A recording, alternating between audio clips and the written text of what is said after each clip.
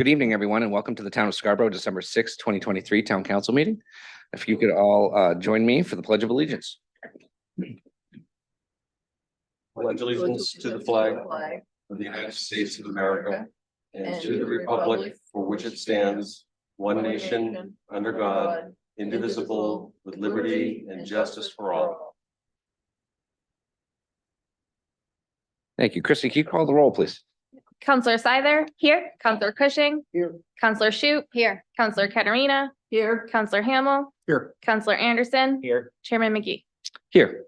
Our next item tonight is general public comments, and this section is for anyone that wants to talk on any topic that is not currently on our agenda this evening. Just remind you that we do have a 3-minute time limit on speech, and a reminder to all of us here at the council and those in the public that the best thing we can do is act respectfully towards each other and keep our comments directed towards the chair.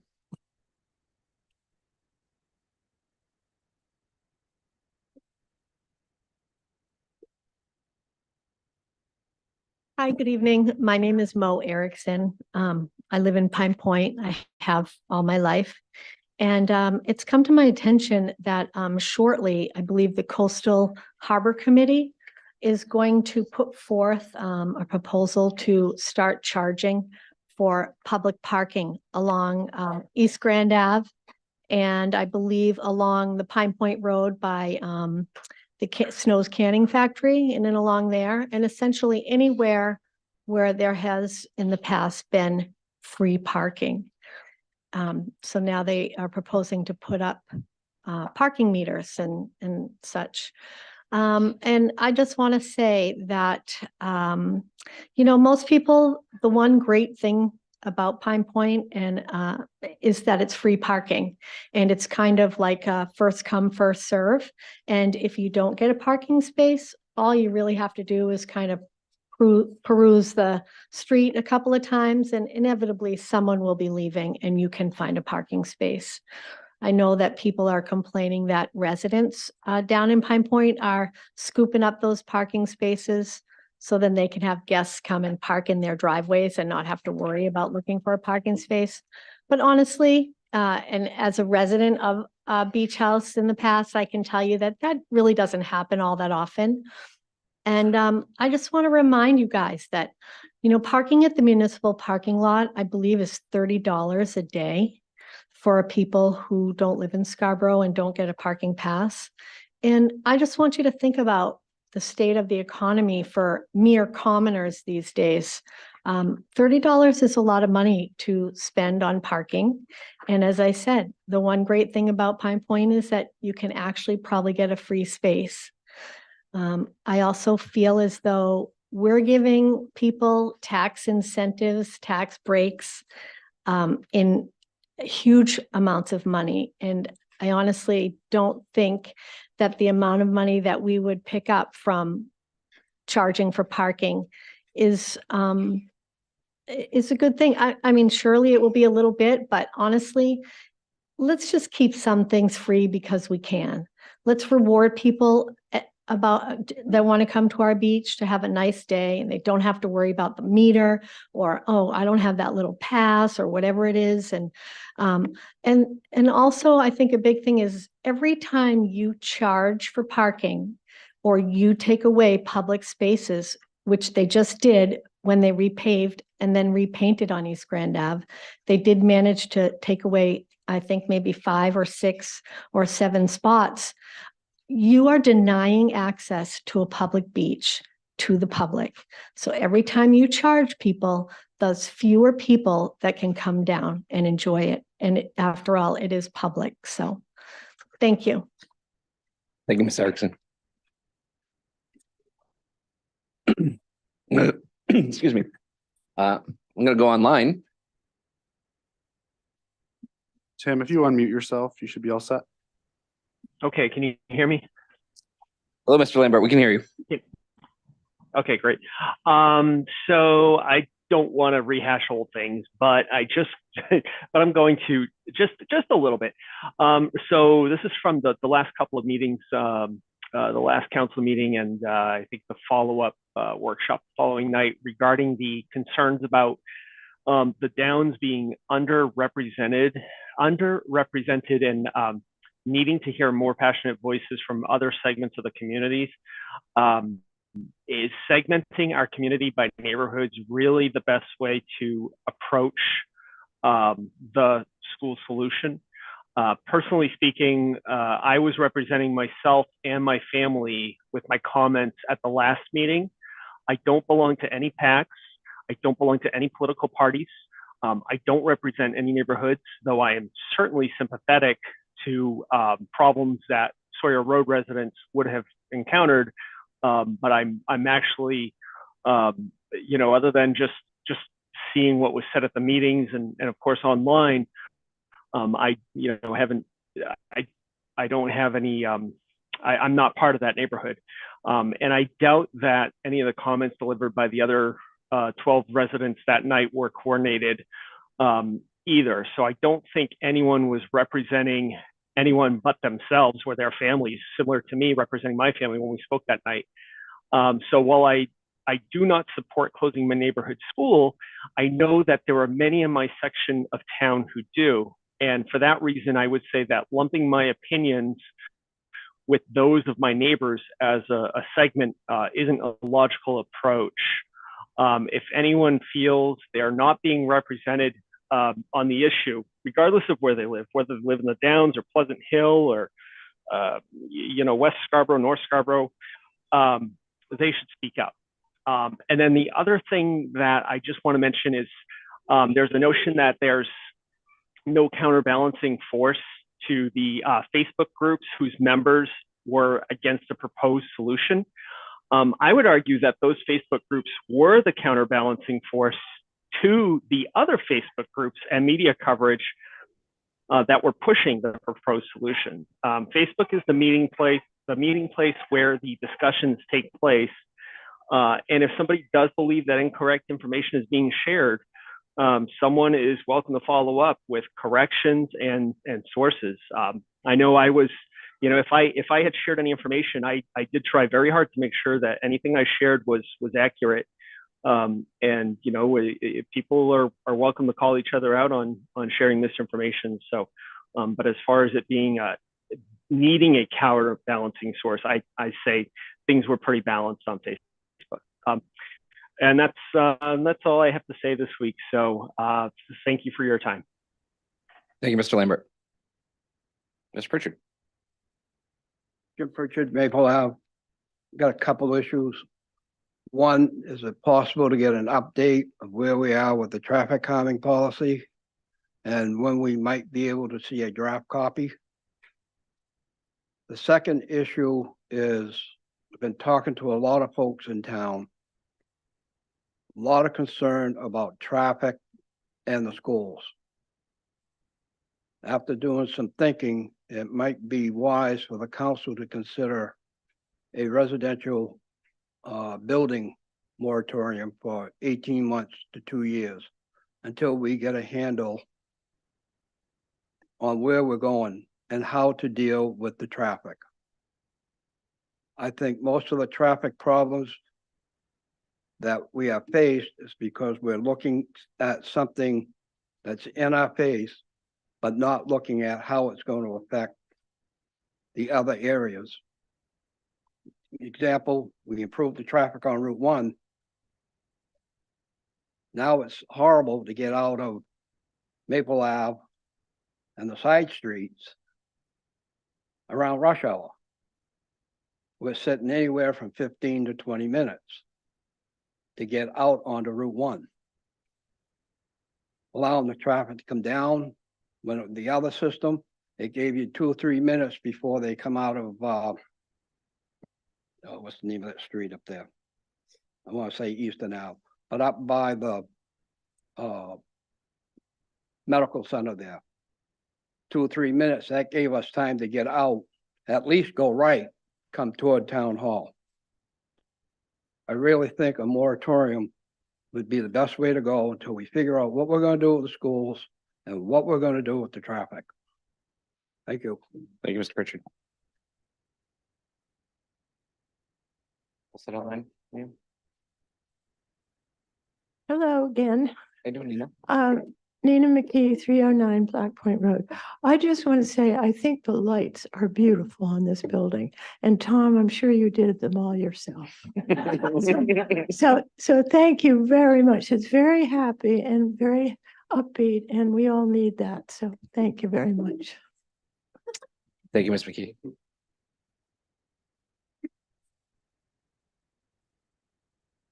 Okay, seeing no other public comment, I'm going to close public comments. Next item is the minutes from the November 15th, 2023. Everyone's had a chance to review. Is there a motion to approve those? So moved. Second. Motion and a second. Any discussion? All in favor? Show that as unanimous. Thank you. Next items is adjustments to the agenda. Does anyone have any adjustments tonight? Moving along. Treasurer's warrants. I did sign those before the meeting started. And then on to Town Manager's report. Thank you, Mr. Chairman. First and foremost, I cannot take any credit for the lights. Any good manager will certainly give credit where credit's due. Todd Souza with Community Services is certainly the force behind, but I was pleased to see the fire chief and police chief and their deputies out there decorating the front of town hall. So thanks to them. I do have a quick update on a number of things. So with respect to the school building project, just to maybe recite some of the obvious, the town council and the school board had a joint meeting, kind of a workshop shortly after the election, just to kind of debrief. Obviously, you all participated in that. I am aware the school building committee did meet last week, I believe. Yes, on the 28th. I wasn't at that meeting, but I've received reports that there was good, rich discussion about kind of a new committee structure going forward. There certainly was further talk about how to get further community input through a survey instrument. No decisions were made, but I think it was certainly a good start, and I expect those efforts will continue. With respect to a number of the matters that are in front of this body, the so-called obligations under the option agreement, as the council is aware, and perhaps the public, a number of those key obligations were defeated at your last meeting on November 15th. And on your agenda this evening, there are two other related matters that I'll be recommending defeat of as well. In addition, we've added order 23-136, really to solidify and put firmly in the record the will of this council, which is to essentially cancel that option agreement. Although I think your actions on the 15th certainly suggest that would be the outcome. I think it's helpful just to have very clear action by the body. And then when that matter is taken up, I hope the council will have some discussion. Part of the option agreement, the way this is kind of being canceled at our direction or our request, part of that obligation is relieving Crossroads of the requirements to reserve land for school. This is in so-called, I think it's 8.16 of the credit enhancement agreement, but I just want to make sure that that was observed and perhaps discussed as you take that matter up. Thank you.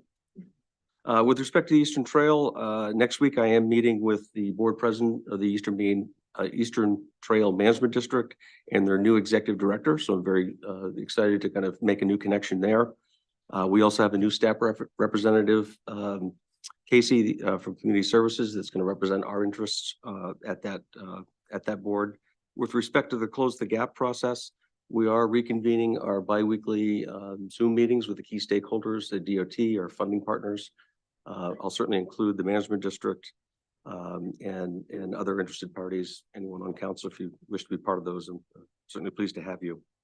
The Gorham Connector project, just trying to build awareness. They will be restarting kind of that process. They have a very well-developed public engagement campaign that's going to happen kind of after the new year. And I know Councilor Katarina participated in a video. I had some parts in that as well.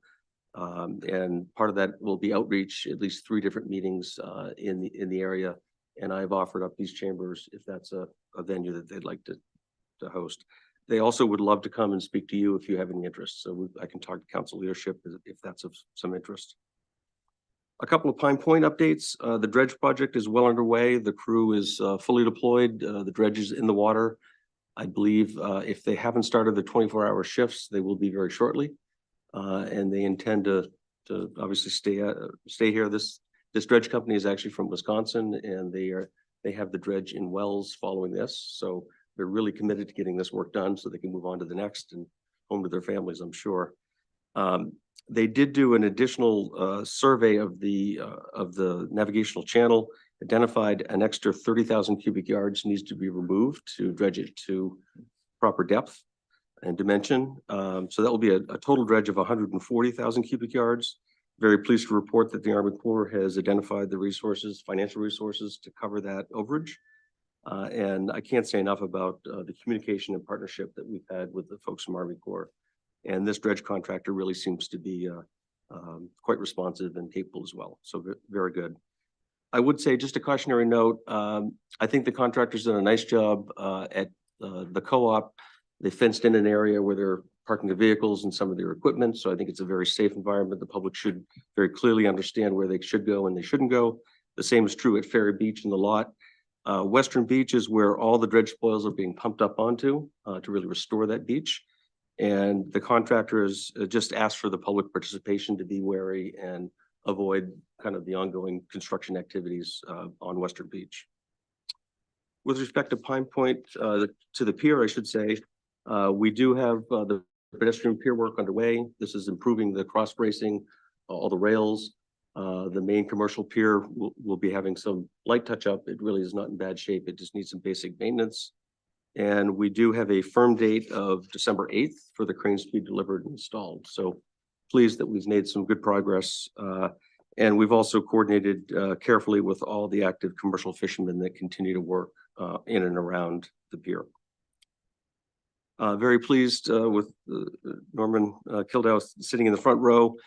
In record time during my tenure here anyway, our audit is complete.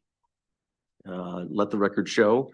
It was completed in the first week of December, which is just truly remarkable. It's a credit to Norman, his commitment, his capabilities, and that of his staff. It's really been quite impressive.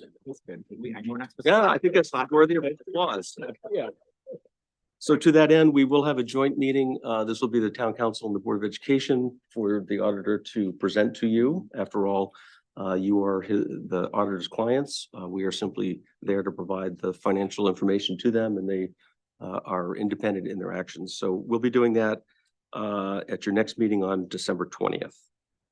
And on the same evening, we'd like to share that time and workshop and present a bit of a concept. This would be the potential lease of Alder Hall to the Scarborough Land Trust. This has been a conversation that has been really going on for a better part of a year on and off. They've really gotten serious in part because they're really outgrowing the space that they're in. And they're really considering considerable investment to make the space not just habitable, but comfortable for them in the near and the long term. And so very pleased to engage the full council and talk conceptually about what that might look like. With respect to impact fees, this was a council goal and a goal of mine this past year. Very pleased with the progress we've made. We were looking to actually have a workshop to do a final check-in with you this evening. And at this point, have kind of put a slight hold on this, particularly with respect to the school impact fee. With the uncertainty with the school project in terms of what it is and more importantly, what its likely cost will be, that is a key component of that impact fee methodology. And so we're very hesitant to advance a school impact fee that doesn't have sound backing and footing, if you will. Having said that, we do have a Parks and Recreation fee ready to go. And we do expect at least one traffic fee to come early in the new year. So I'm hopeful if the school can start to get some direction and we can bring these forward. I really want to bring them as a package because part of this is cleaning up the ordinances. We have 3 or 4 different ordinances today. We'd like to put them all in one spot. And it would, I think, be ideal and efficient for us to do it kind of all at once, if you will. I did include in the packet, and it's probably too small, Liam, but on pages 2 and 3 of this, Karen did do a survey. The last time we engaged the council in a workshop discussion, there was some interest in, you know, what other communities have fees and what are they? And so Karen has done a pretty thorough analysis of the greater Portland area. And this shows what those fees are. It looks at Brunswick, Cumberland, Elliott, Freeport, Gorham, Portland, Kennebunk, Saco, South Portland, Westbrook, Wyndham, Wells, and York. I would say, based on my assessment here, Scarborough is kind of in the middle in terms of the number of fees that we have. In some cases, we don't have wastewater or water, so that's not even applicable to us. More importantly, the second page is those communities that have school impact fees. And I bring this up really in the context of a slight delay of 2 or 3 month delay. Of the communities that have school impact fees, I would just note that Scarborough is quite considerably higher than all the others. So it's not as if, one, we have a fee in place. And two, relatively speaking, it's higher than our neighboring communities. So that gives me some level of comfort that we're not really losing much of any ground in the meantime. And again, I think it's vitally important for us to have a really solid foundation and defensible mechanism and methodology when we update these. So we're poised and ready. We just think it makes sense to wait a bit, and I'll keep it as a top priority for me. And then lastly, I just want to mention, particularly for Councillor Cushing, the GPCOG has done a welcome and congratulation reception for new councillors. And I think all councillors are invited. As I recall, Councillor Hamels attended one of these in the past. It's an opportunity to meet colleagues in other communities. And this year it's being held at the Centerboard Yacht Club. It'll be on Wednesday, December 13th at 5:30. If you haven't received an invitation, I'll certainly forward it to you. They are looking for you to indicate whether you expect to attend, but I would humbly suggest that it's worth a couple hours just to meet and greet. I'll be there. Good. I'll see you there. With that, Mr. Chairman, I'm available for questions. Thanks, Tom. I just want to quickly circle back to one of the audience members' questions regarding traffic calming. I know personally, like, we just reconstituted our committees and we're still kind of in the process of getting those back on track. Do you have anything on the traffic? Yeah, I see Angela's here and she'll tell me if I'm wrong, but I think what we promised is to have it by the end of this month or first of the year. And I think we're still on track for that. I know staff has a very early draft that they're working on. I think it needs further refinement before it sees the light of day, so to speak. But we're drawing upon experiences and policies from other communities and kind of best practices. So I think you're going to see it's quite a comprehensive document that really focuses more on process than particulars, if you will.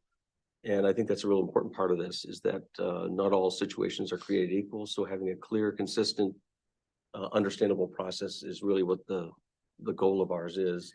And I know Transportation Committee will be involved as well. So we're still on track to report out first of the year. Great. Thank you. Any other questions for Tom at this time? Mr. Hamel. Yes, thank you, Tom. Thanks for the update. And it's great news about the audit progress since last year. So hats off to you and Norman and the finance staff. There are two related financial, questions that I wanted to ask. One was, I thought we were looking forward to having a workshop on impact fees and cost to serve. So I'm a little disappointed to hear that we're going to put that on hold. And I hope that this update is not really going to substitute for trying to have that workshop get back on track somehow, because I still feel very strongly we are very weak in this area. We haven't updated impact fees for 7 years, and we don't have a full understanding of the cost to serve. I understand some of these things are fluid and we don't really know what they're going to be, given the changes that will be resulting following the vote on the school land deal. But I don't think that should slow us down in our work in any way. I think we should still proceed with that. So that's one opinion. So I'd like to know if you want to respond to that, or if that's something we could take up separately.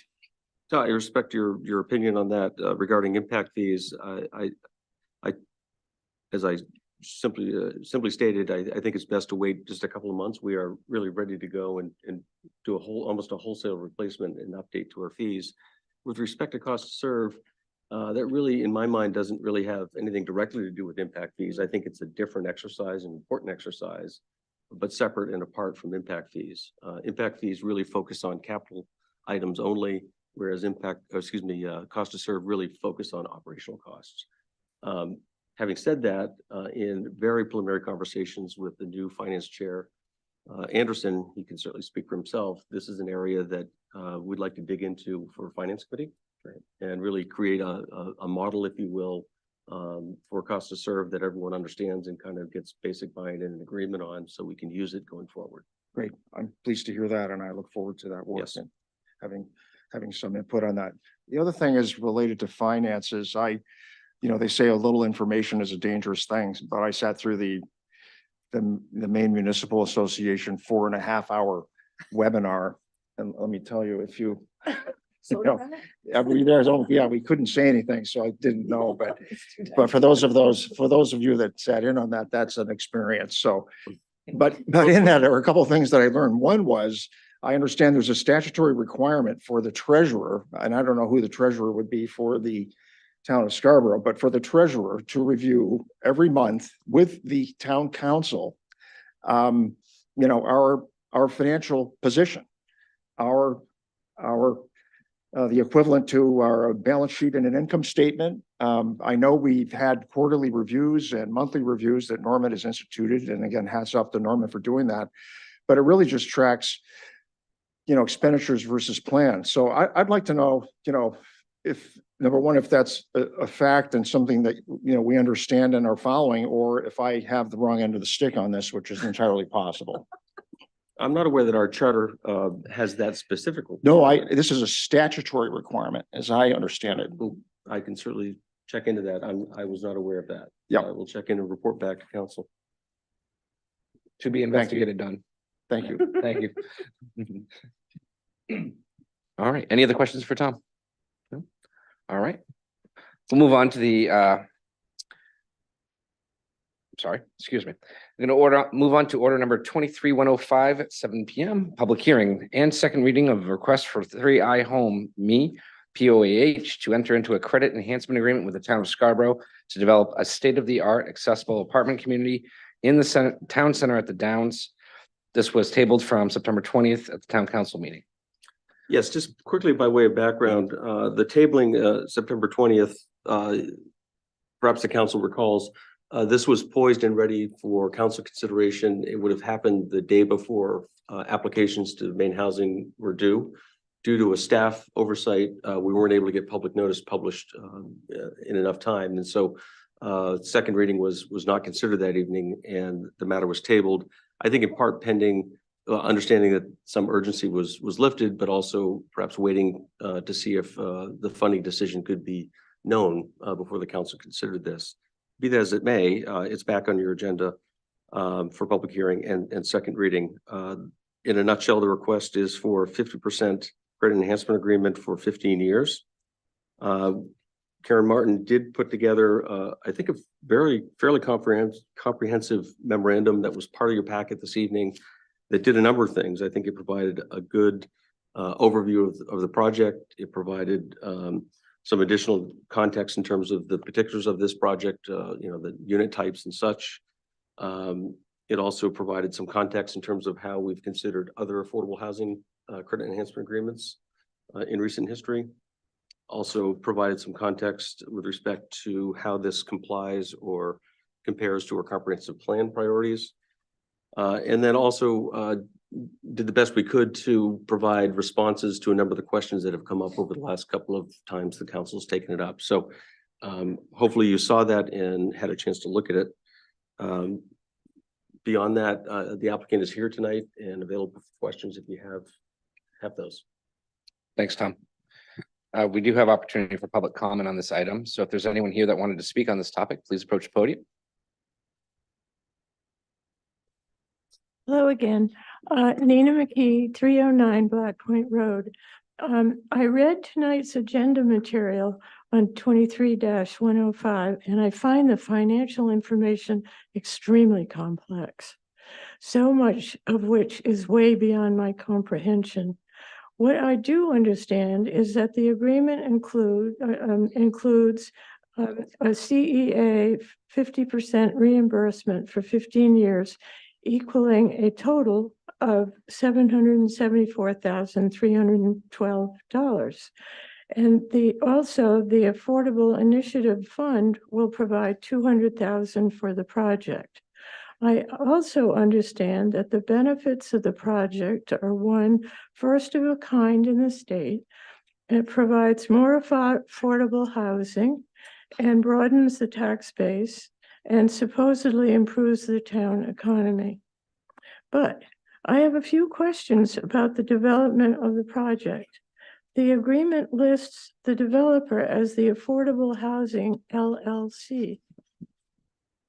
But who is the developer who will be constructing the $15 million project? If the builders are the Downs Crossroads, what impact does their building 51 units have on the revised GMO restrictions on the Downs yearly units allowed to be built? And finally, I do have a concern about the word substantially included in the closing part of the agreement, where it states that the managers substantially will adhere to the final agreement as presented by the town council. I hope the word substantially does not allow for wiggle room in the closing terms of the argument. I applaud the efforts to create this affordable and accessible housing project, even though I have no clue about most of the financial ins and outs. Therefore, I simply am trusting that you wonderful council members understand it all and will do the very best for the residents of Scarborough. Thank you very much. Thank you, Ms. McKee.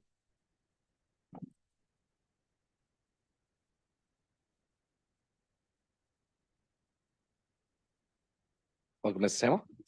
Hi, I'm Susan Hamill. And I'd like to speak about this, even though I know that everyone's minds are pretty much made up and this is going to pass. I have really three things I want to say about the project.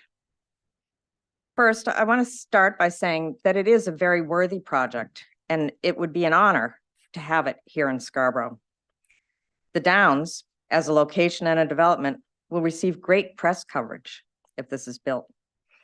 But if we grant a CEA tonight, this project places a great financial burden on Scarborough taxpayers, while the Downs benefits and collects their CEA, their 40% CEA. We need to say no. Unless the Downs is willing to share the financial burden and kick in their CEA, the town simply cannot do this. The message we send to the Downs, our so-called partner, is that they must start acting like a partner. When the town agreed to give the Downs a 40% CEA, that foreclosed our ability to provide financial relief to worthy projects like this within the Downs. Second, saying no is hard. When new members of the town council are elected, they go to town council school, conducted by the Maine Municipal Association.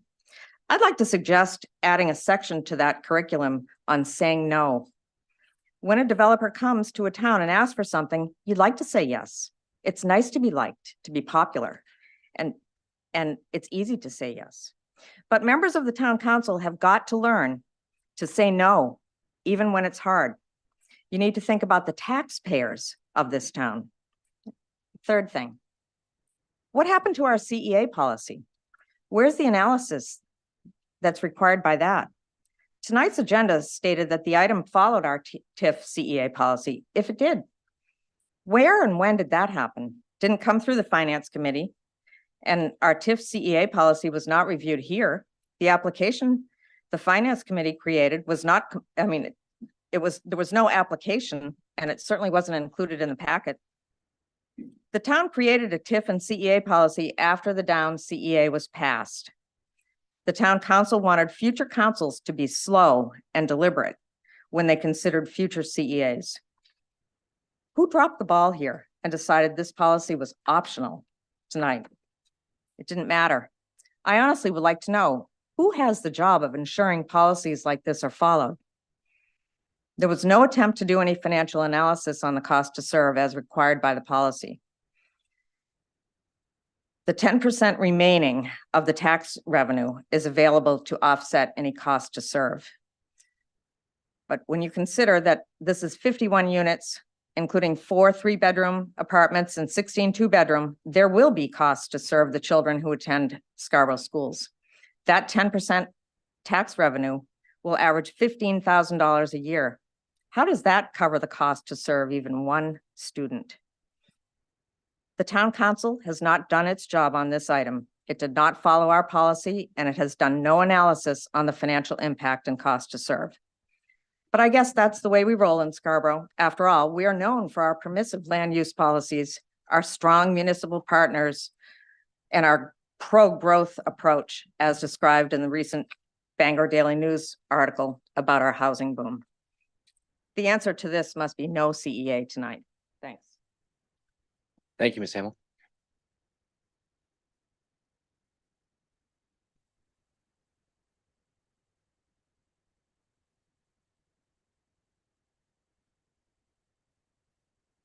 Jim Pritchard, Maple Ave. I'm confused now. The CEA for the project, does that go to the developer of the apartment complex?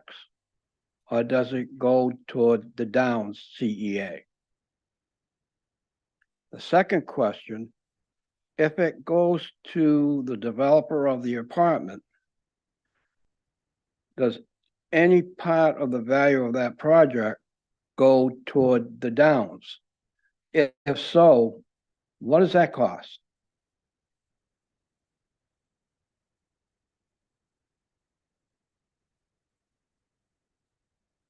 I think that's it. If I get answers to that, it might make sense, but this thing doesn't make any sense to me now. I was ready to support it, but after what I'm hearing comments here tonight, I'm confused. How much of the tax base is actually going toward the two CEAs? Thank you. Thank you, Mr. Pritchard.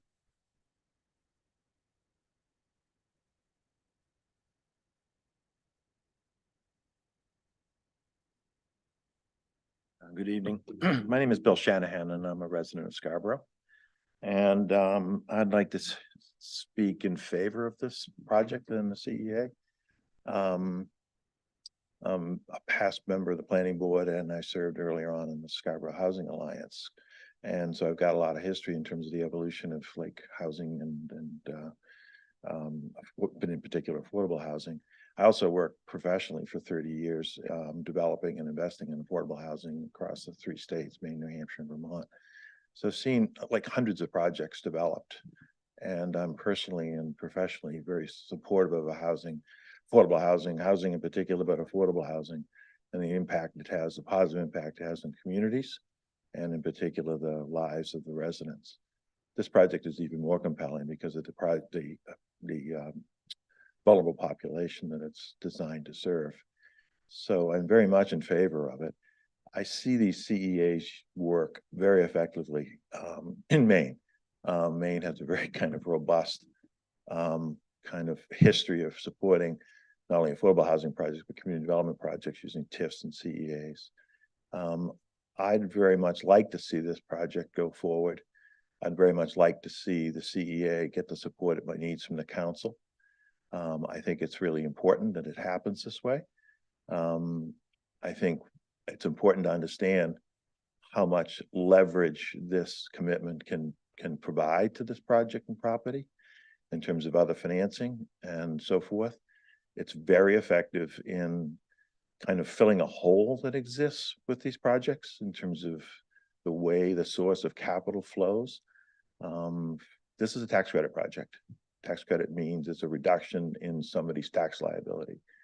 And the trade-off for that is you commit to controlling your income and controlling the rents. So rents are capped. Every developer knows that that's the case. The risk or the exposure is on the operating side. And it's a nuance and it sounds arcane, but it's important that you understand the difference with tax credit projects. The income is limited and without flexibility. The expense side is the vulnerability of these properties. And anything the project could do to secure kind of future cash flow, because they've run very thin. Again, the trade-off for these credits is that you really are restricted in terms of what you might be able to take from these projects. So it's important that a developer kind of be able to be proactive in controlling those costs going forward. And so I'd rather see a CEA that's longer than the 15 years and with a higher percentage of participation. I think it has a better payoff. I think it has a payoff for the community, and it certainly gives the project a fighting chance to be stable over that long period of time, and provide housing for a very vulnerable population that otherwise just not going to find a place to live. And I'd be proud of the fact that this project would go forward and be part of the Scarborough community. Thank you very much. Thank you, Mr. Shanahan.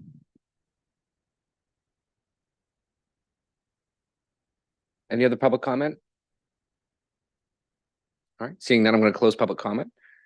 Like to be able to respond to some of the public comment and questions that were posed here. Tom or Karen, I don't know if you can help assist, but preliminary understanding is yes, there's two CEAs in play here. One of them is really just has been there. It's the Downs CEA, and they get 40% regardless of what's going in, wherever it's going in that Downs area. The request that's coming from our current applicant is for a CEA of 50%. That is to help offset their operational costs. And hopefully that clarifies some of the questions that came. I tried to write a number Ms. down. McKee had a number of other ones. The preservation for affordable housing is the developer, and so they are the recipient of the credit enhancement agreement. What impact on the GMO? Because they are affordable, there is an exemption for those. And then the word substantially, that's fairly common legal language. Essentially what that means is I can't change any of the substance of the agreement, but inevitably there can be little wordsmithing or a word missed here or there. It really saves the fact that I don't have to come back to get subsequent council action. So it really doesn't provide any wiggle room. It really is just there to clean up language as may be needed. And then I had one more question here, and it was understanding exactly how much value is maybe leaving, if I think that was Mr. Pritchard's question, the potential. So it's 40% to the Downs just based on their current development overlay. Then you have the 50% request here. So 90% of any tax revenues generated would be going back to the developer in some form on one part of the project or another. So For this lot, which is how many acres? 1.25 acres. Yeah. So on this 1.25 acre parcel, 90% of the tax revenue generated is going back to either the Downs or the developer in front of us, the applicant. Excuse me. Yes. So if I understand correctly, the Downs is going to get 40% as reimbursement for the infrastructure that they are putting in for that lot and the entire place. So it's And they for the would- entire Downs, it's not just that lot, but yeah. Right, but we're sort of thinking of this in some ways as if it were just one lot. But they're going to get that 40%, but they would get that 40% no matter what went on that lot. Correct. And so if we took this project and we put it, say, on Haggis Parkway, where the town has already ponied up for the infrastructure there, then it would be evaluated pretty much as a straight 50% CO. And so we wouldn't really be thinking about this in terms of the Downs. So in my mind, I think about the two forms of infrastructure payments. One, the town borrowed a lot of money to put in pipes and sewer and so forth on the Haggis Parkway. And that now, if somebody comes out there and puts up a building with or without a seer, the town is on the hook. Town has paid for that and taken business risk. Whereas in the Downs, we take no business risk and we reimburse them for doing the extraordinary infrastructure. Now it so happens that this project comes along and wants to sit on top of that. So, right, when you add it up, it's 90% and the town gets 10 left. But it would be the same thing is if you put it someplace else, I think. But correct me if I'm wrong. I've done the exact math on it, but the logic adds up in my head. The Right, okay, all right. Well, I think that in my case, I spent a lot of time, I empathize with Mr. Pritchard because he and I spent some time on the phone last night confusing each other, I think, on this point, because it is a little tricky as it all comes together. But to my mind, the question is, do we want to provide tax support for the nature of this project at the level specified? Because to me, it's not additive. And so, I won't belabor this point any longer in other opportunities to talk, but I've spent the last 2 weeks talking to experts and then talking to other people, some over coffee, some on the phone. And in general, the message that I've getting back from people is this is a worthy project. We don't think it's going to, materially impact our tax rate, and we should do it. And so I want to say, I'm going to pause you right here. Okay. Yeah, Oh. I was going to pause you. I wanted to try to address questions from the public at this stage. We can get into discussion once we get the motion. I'm not gonna come back. I've Sure. spoken my, so I took it too far. All right. You're being You put heard on notice now. You heard Mr. what I Cushing. have to All say. right. Okay. So back to questions from the audience. I just want to stick on that before we get into motions and things. There was also a question posed regarding whether or not a process was followed or developed on this. Can you help assist on? I can. The applicant did make application for the credit enhancement agreement as the policy. This is the TIF and CEA policy dictates. I reviewed the application itself, and the policy requires me to do that and then invite a formal application, which I did.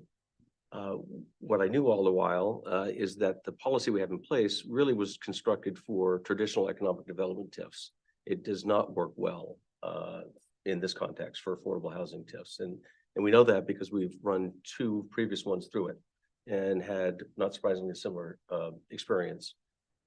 We think that's a real flaw in the policy. And obviously, we've seen enough of these requests in recent history that we really ought to have maybe a separate standalone policy that better considers the important attributes of a project like this as opposed to a straight economic development TIF. To that end, and perhaps Finance Chair Anderson can speak to it, this is another area that he and I have at least identified that the Finance Committee, as their time allows, would love to dig their teeth into this spring and summer and bring to you a separate policy that better, more accurately reflects the evaluation criteria for a project like this. Great. Thank you very much. With that, I'll entertain a motion. So moved. Second? A motion is second, and turn this into discussion. And Counselor, want to jump in? Yes, Counselor Hamel. Yeah, I thought Chairman McGee, there was a letter that was sent in by Allison Bristol. My understanding was that you were going to Oh, refer I to that. in some appreciate that fashion. reminder. Thank you. Yes, I do. We did receive some comments from one of our constituents, and I thought there were some good points in here for either discussion points or at least to consider as we move forward in voting. And I'm not going to read the entire email, which for anyone out there that is wondering whether or not we read all comments into the public record, that is not going to be the policy of at least this chair. I will, however, when necessary, take out pieces of what you have to say if it's, I think, appropriate to either facilitate further discussion on topics or at least use as consideration. These can be sent over to the clerk's office to be entered into the record, but as far as reading them in public, not my intent. We could be here reading volumes on some evenings, as we all will know. There was a couple things that were pointed out, and one of them was being so the Downs gets credit for 51 units and only 44 would still cover the 10% needed for the 400 growth permits over the next 3 years.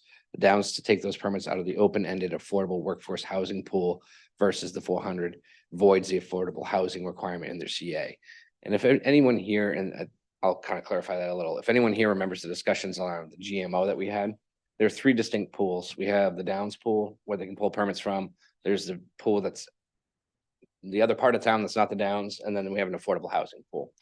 And this is something that Councilor Anderson and I talked, and I believe we brought it up during the full council discussions, that the Downs does have a specific set of pool permits they can pull from. This is a development that is going into the Downs, but they actually can access the affordable housing unit pool because of the project that's being used. So some people might refer to that as like a double dip. I think at the time this council decided, and I say this council minus our newest member, decided that affordable housing was worthwhile and it didn't matter where it was going to go. And if it was going to get built, it was going to be utilized. Great. And I think that was kind of the attitude of the council at the time. I don't think it's probably changed based that 6 of the 7 are still here. So that was one point that was brought up. Another point I think was already hit on public comment out here, which was 10% of the tax revenue doesn't really cost to cover, does not cover the cost to serve. I think that was an important reiteration, I guess. And then the last point I thought was worthwhile was I'll just read that part. Scarborough Housing Authority recommends 200,000 towards this project, demonstrates support of this project from the town. And if the 15,000 in financing from other sources can be generated from each $1,000 of this 200,000 investment, this provides POA with the potential of raising another 3 million from sources other than Scarborough taxpayers, or 4 times the amount of the current CEA reimbursement. So this, and I believe Mr. Fellows, you could clarify the ability to tap into a funding source from the Affordable Housing Fund actually allows you to go and apply for other funding sources in other locations. And for every $1,000, you could potentially seek 15,000 in extra funding. Is that accurate? Yes, please. Thank you, Mr. Chair. Corey Fellows, Preservation of Affordable Housing. Mhm. The leveraging really comes into play when you think about underwriting and sizing a loan, basically sizing a mortgage. So like if you're trying to figure out how big of a mortgage you can afford, you look at your income and your expenses, and you put the numbers into your calculator or your Excel spreadsheet, and you figure out your amortization period and how big of a loan you can support. So when we talk about every $1,000 of annual CEA revenue, leveraging up to 15,000 of additional mortgage value, that's what we're talking about. It's not charitable contribution, but it's Right. actually ability to borrow. It's ability to borrow. It's Okay. not. Thank you for it's not clarifying. matching if that's what the. That's question very is, helpful. right? Thank you. Okay. And that was one of the points. So those were the major points that I thought were worth our counselor discussing if needed, or just at least contemplating before we vote. So. Any other discussion coming from the council on this topic? Go ahead. Yeah. Councilor Catarina? Yeah, I mean, I know I've made it very clear that I support this project, and I don't have a problem with the CEA at all. I mean, I look out there and I know like hospitals and other medical facilities, churches are among some buildings or whatever, and municipalities who don't pay property tax, they pay zero, nothing. For, legitimate reasons. Sometimes I question some of the medical facility stuff, but that's another topic for another day. But, I'd be, and this is Jean Marie talking again, just Jean Marie. I'd be happy to say you don't have to pay any property tax, just like these other nonprofits do. But I think that it's worth the money we invest. I thought Mr. Shanahan, I think was his name, did a great job in explaining, I'd never heard it explained that way, of how it all works, so that we can keep the rents. Affordable development is not cheap. And in order to make it affordable for folks, you have to have some underwriting, some, gifting, some donating, some fundraising, some whatever in order to make it all work. So I have absolutely no problem supporting this tonight. Thank you, Councilor Katarina. Councilor Anderson. Yeah, I agree with Counselor Katarina. You know, even myself, like I would get behind doing a 60% CEA and raise the number of years as the applicant had requested. But I'm willing to compromise and go with what's before us, which is the 50% over 15 years. At least that gives, you know, some opportunity for the town to help improve the viability of this project. I agree with what I think I heard from Councilor Cushing in terms of, you know, I acknowledge that there's the down CEA, but I see that as not necessarily something that I need to consider as part of what's on the table today in terms of the 50% CA to go to this developer for this project. I think it's a good project. I hear a lot of people say it's a good project. And I think this is a way the town and our community can help ensure its long-term success. And again, I appreciate some of the things Mr. Shanahan shared, because I think that just gives some context into why we do these things for affordable housing projects. I'm also very supportive of taking on revisiting the TIF-CA policy overall. Again, we did that. I think it was done before I was on the council or right at the time. So we haven't really worked through it. And now we have some history to learn from to either make tweaks or make an addendum for affordable projects. So I think that's something that I would be very happy for the finance committee to kind of work through with staff to figure out as these projects come forward, how do we really consider all the factors. The financials are definitely one factor we need to look at, but again, there's other metrics I think when it comes to making these types of decisions around, you know, policies around affordability, that there's other things that we need to be considering, and I think we need to be looking at those as objectively as we can. We don't really have that today, but I would like to see us kind of establish those more and hopefully see more of these types of projects come forward within our community. Again, there's a huge gap in terms of affordable housing in Scarborough, and you know, it's one of the things I think I heard about the school was just concern about affordability, and these types of projects at least give some you know, consistency to the residents who need them, that they can stay in Scarborough for 30+ years and afford to pay the rent or live there. So I think it's important that we, you know, continue to look for pathways for things like that while we address other affordable issues. So definitely willing to take this on in finance, supportive of this moving forward as it is tonight, and hope that, you know, we see more applicants in the future for these types of projects.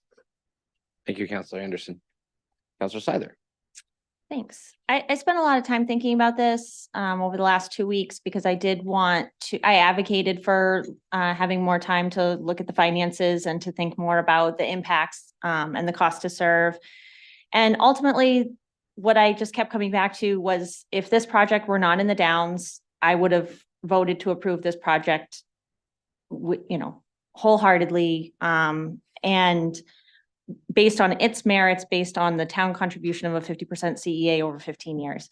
And so I think this is one of those times when it's really required that it's okay that we compartmentalize and we say, this is a worthwhile project that I support. And the fact that it's in the Downs is not going to be a barrier for me to support this at the end of the day. And so I am going to be supporting this tonight, and I'm really excited and proud to do so. Thank you, Councilor Seither. Councilor Shu. Sure. I think I said at the last meeting that I'm in support of this. I think I've appreciated the feedback that I've gotten from residents who are in support. I appreciate Mr. Shanahan showing up tonight and giving that. And I'm actually going to steal from Brian Shumway, who emailed us this evening in support. And what he said was, I cannot think of a more socially appropriate investment for our community to make. And I agree with those words. Thank you, Karen. Councilor Hamel. Yeah, I'm glad we've moved off the tone and the discussion that we had about this last week. And I think everyone agrees there's been no question at all about it being a worthy project. But the questions that have been raised are persistent ones. And, you know, we have had major issues with the CEA that we signed in 2018. Many of those are still not addressed. I think our claim that we actually applied the the TIF and CEA policy is not believable. Okay, it's not, I don't know when and where that happened and what public process was associated with it, but relying on Tom to tell us we checked the box is not the same as I read that policy. So the question is, if not now, when are we really going to start following town council policies? That's the question. And it's separate and distinct from how we feel about this project and how important it is and the fact that it's a need and it's, that's particular part of the population is underserved. But, the Downs explaining that they need the 40% CEA.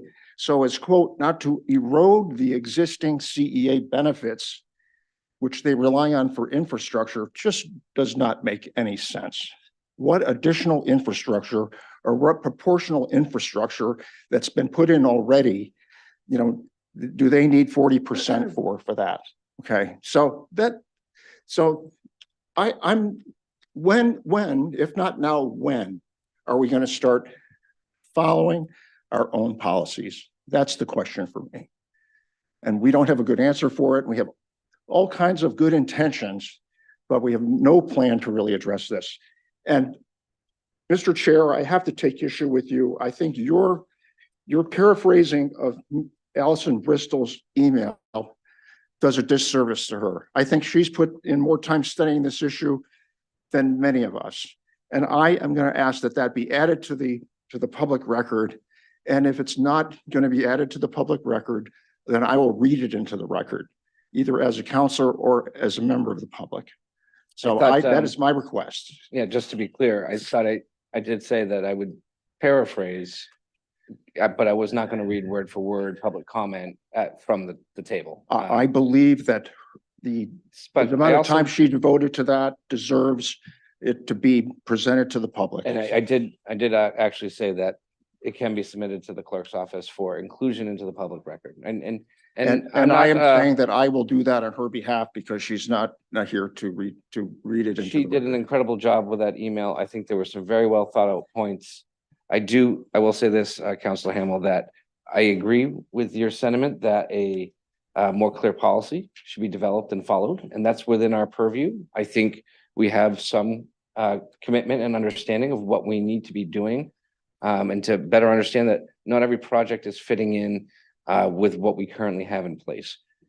At the end of the day, though, for me personally, is it enough of a barrier to say no to a project of this magnitude? And I just look at this list of what we've approved in this town for affordable housing projects in this community.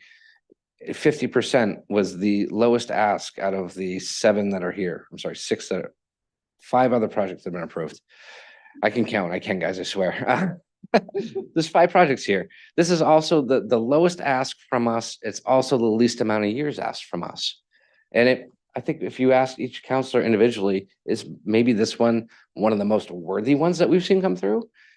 And so that's where I land. And if I think it being in the Downs complicates some of that, maybe that overall feeling we have on it. But at the end of the day, it's a request from a CEA from this developer, and regardless whether it was in the Downs or on Higas Parkway or next to me out in West Buxton,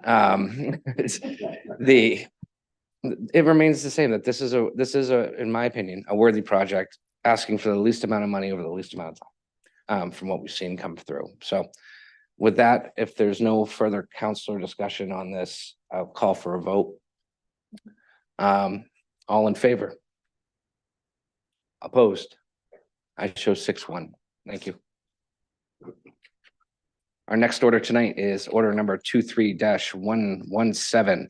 Public hearing and second reading of the new request for cannabis establishment license from Nicholas Lavoisier, DBA Watchtower LLC, located at 137 Pleasant Hill Road for an adult cannabis products manufacturing facility. This was tabled from October 18th and November 8th town council meeting. And Tom, are you kicking us off? Mr. Gallagher. So I'll just introduce this as well as order number 23-129, which is a companion license. Both are for cannabis manufacturing licenses, one for the adult use market, one for the medical market. The facility has been inspected. I have no concerns with either application at this time. Thank you. There is an opportunity for public comment this evening. If there's anyone here that would like to speak, please approach the podium.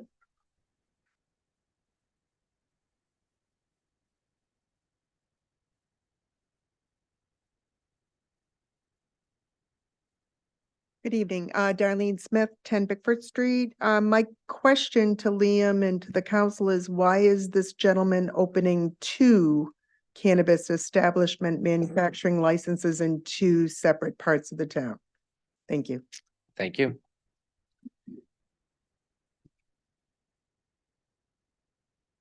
Any other public comment on this item online? Ms. McKee? Hi, I just have a question. Nina McKee, 309 Black Point Road. Is there any limitation on some of these cannabis operations? Seems to me that there's always somebody who's coming forward and getting approved for the manufacturing and the retail, and maybe enough's enough at some point. Just my input. Thank you, Ms. McKee.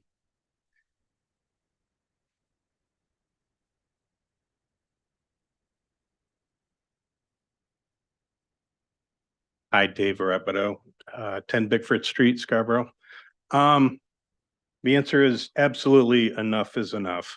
We've spent so much time talking about areas like the Downs and making these ethereal neighborhoods that are just absolutely beautiful to live in and work in and play in. And meanwhile, in our area in Scarborough, for years now, we've been enduring the cannabis industry, primarily having issues with cultivation, but we have not been having issues that I know of yet with manufacturing. But it's just not the neighborhood we moved into. And it's not the neighborhoods that I think we want to promote in Scarborough going forward. And for myself, I have had enough.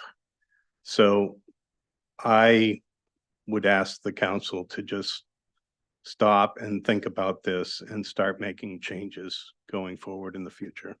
Thank you. Thank you, Mr. Rabideau.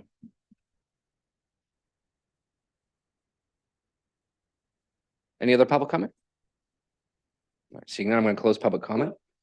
Before we turn this over to council. Mr. Gallagher? Did you want Yes, me to we were going to do a respond? couple of Okay. responses. Yes, thank you.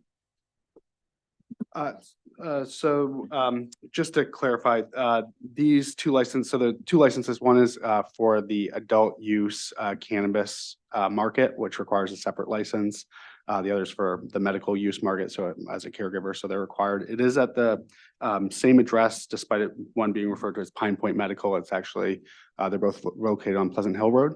And then just one quick clarification, the town currently permits manufacturing and cultivation and testing businesses. They do not permit retail locations. So just one point of clarification. Thank you, Liam. And there was a question as to whether or not maybe we have limitations in town, or maybe should we consider those? Currently do not have a limitation on how many can go in town. Personally, I wouldn't mind considering that. So I think that might be worthwhile exercise for ordinance if they if they were looking for extra topics. So You mean returning to this topic? I think it's gonna come back. It's gonna come back anyways. The moratorium is up. Right. Refresh me, February.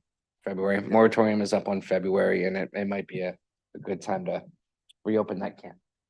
Oh, yeah, I started it all, so. thank you. With that said, I'll entertain a motion to get this. So moved. Second? A motion and a second discussion from the council. I'll just add in, I share the concerns about how many of these businesses we have in town. Odor aside, I would agree with some of the public comments saying, there is at some point in time going to be a reputation, if it's not already in place, that we are the place to start doing this. This is not what I thought of when I think of Scarborough. So I hope we can come up with some creative ways to maybe curb the continuing tide of this. Mr. Cushing. I agree. And I'm not sure that these two requests tonight should be considered in that vein, but it seems to me that going forward, we ought to think about how much of our free space we want to devote to growing cannabis. As one who grew up in the 60s, I think we should have limitations. Mr. Anderson? Yep. Liam, do you know off the top of your head how many manufacturing and cultivating facilities we have in town? The deputy clerk may be better equipped to Oh, answer deputy that as we go clerk. through that, yeah. Currently, we're in the mid-40s. There have been businesses that have reached out and have expressed submitting an application within the next month or so. So it's gonna be right around 50 probably if they all follow through. I think the only thing I'd add to that is with regard to specifically manufacturing more so than cultivation, many of the operations have 2 licenses for effectively you walk in, it looks like the same business. So in terms of actual facilities, we probably, again, we have a high concentration, as we're all well aware of, in the Pine Point area. Away from that, we probably have, I'd say, a dozen actual buildings that have some operation in it. Again, some of those have multiple license holders or require multiple licenses due to the nature of their business. I think it would be interesting as we kind of further understand if there's a desire to put some sort of cap in the future, what other communities are doing that, have similar ordinances, like what are they seeing? Are they seeing a similar number, higher number?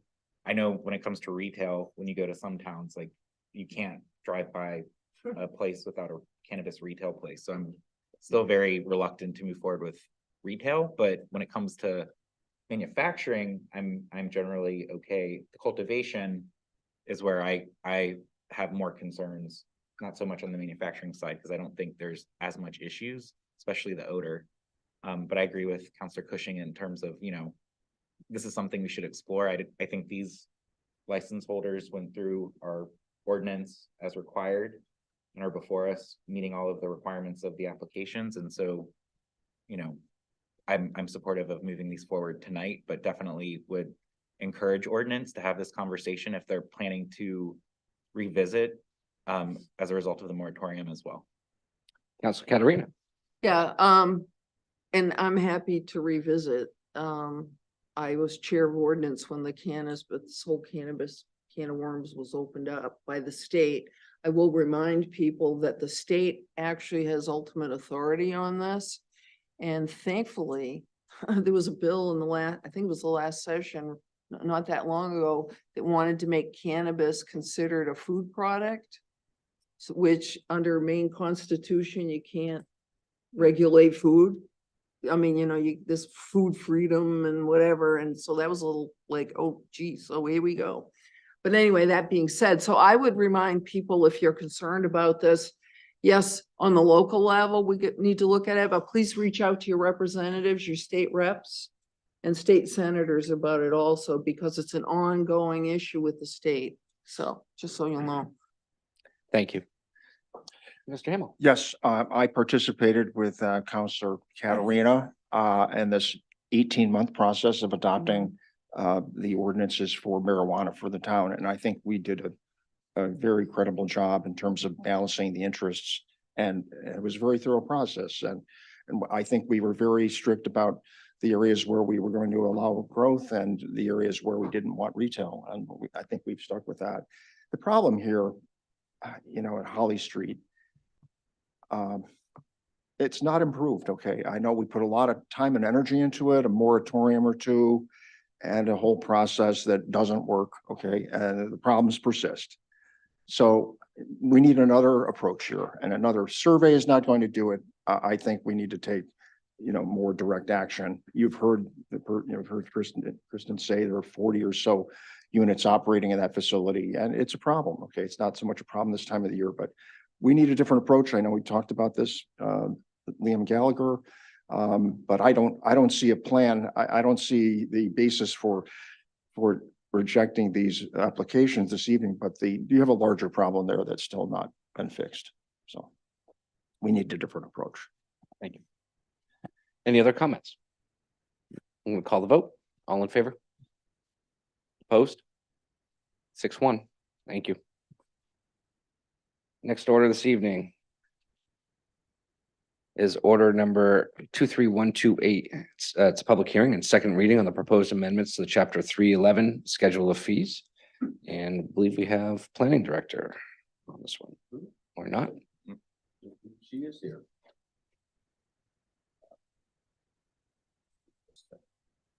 So this matter is really the follow through on the temporary parking, I think was the name. This is the associated fee with that, and it was just lagging slightly behind. So it's modifying our fee ordinance to institute a new fee of $300 a day, not to exceed 5,000. Okay, thank you. Any public comment on this item? Seeing none, I'll close public comment. Is there a motion? So moved. Second? A motion and a second discussion for the council. I have a question. Councilor Catarina.